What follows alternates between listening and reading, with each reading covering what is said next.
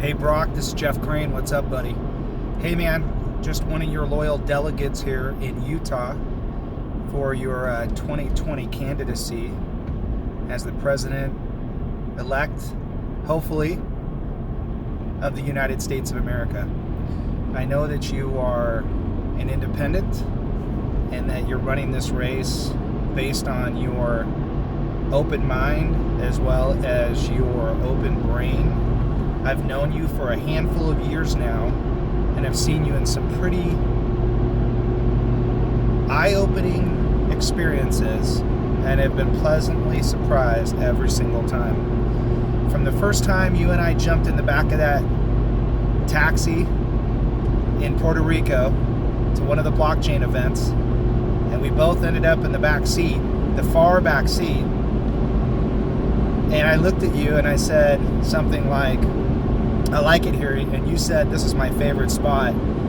You know, most people in your financial wherewithal could have a fleet of cars, be well worth sitting up front at least, and having somebody open your door, but you chose to go to the back of the seat, to the very back of the van. Now, this was the second time that I was impressed by you.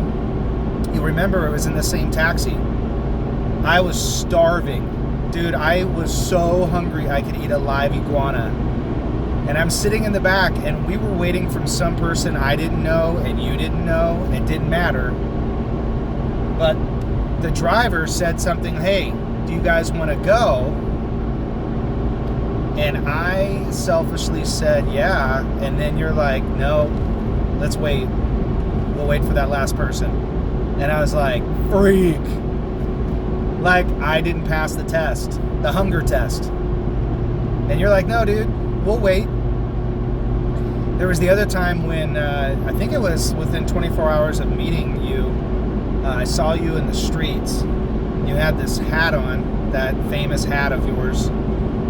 And you had met me maybe 18 hours previous.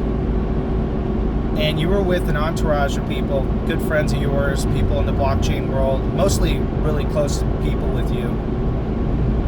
And I'll never forget it. You came over, you're like, hey, Jeff. And you saw me from across the plaza, maybe 50, 60, 70 feet away. And I was standing outside of my Airbnb, and lo and behold, you walked up the street and you had that hat on. And then you took the hat on, and you're like, hey, hat off. And you said, hey, come here. And you took something around your neck. And I'll leave it from there because at that point, that was a pretty special moment. We had a really good conversation, nice handshake, and went about our business. All throughout the time in Puerto Rico, you had been there for us. My last story of like probably 10 stories with you was when we asked if we could have a small party at one of your places there in Old San Juan.